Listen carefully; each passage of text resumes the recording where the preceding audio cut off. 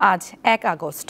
গত বছর এই দিনটি ২৪-এর ১ আগস্ট হলেও কোটা সংস্কার আন্দোলনের ছাত্র জনতার কাছে তখনও জুলাই চলমান, তাই তারিখ ৩২ জুলাই। শিক্ষার্থী, শিল্পী, জনতা, শিক্ষক সবাই প্রতিবাদী। রাজধানী ঢাকা ছাড়াও আন্দোলনে মুখর সারা দেশ। ছাত্র আন্দোলনে গুলি হামলার প্রতিবাদে এদিন ঢাকা বিশ্ববিদ্যালয়ে সমাবেশ ও মিছিল করেন শিক্ষকরা। দেশের শিক্ষক সমাজের সাথে প্রতিবাদী হন শিল্পীরাও।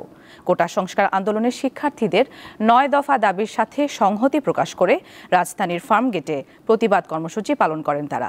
এদিন সন্ত্রাস বিরোধী আইনে জামায়াতে ইসলামী ও ছাত্র শিবিরকে নিষিদ্ধ করে এবং প্রজ্ঞাপন জারি করে স্বরাষ্ট্র মন্ত্রণালয়। অন্যদিকে ১ সপ্তাহ পর এদিন ৬ সমন্বয়ককে ডিবি নিজস্ব পরিবহনে বাসায় পৌঁছে দেন। এছাড়া জাতিসংঘের ফ্যাক্ট ফাইন্ডিং মিশন পাঠানোর প্রস্তাবে সাড়া না দেওয়ার সিদ্ধান্ত নেয় সরকার।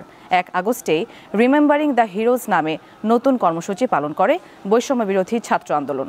নতুন কর্মসূচিতে গ্রাফিটি, দেয়াল লিখন, ফেস্টুন তৈরি, ডিজিটাল পোর্ট্রেট তৈরির পাশাপাশি ছিল প্রতিবাদী সাংস্কৃতিক আয়োজন। আর চলমান থাকে মার্চ ফর জাস্টিস।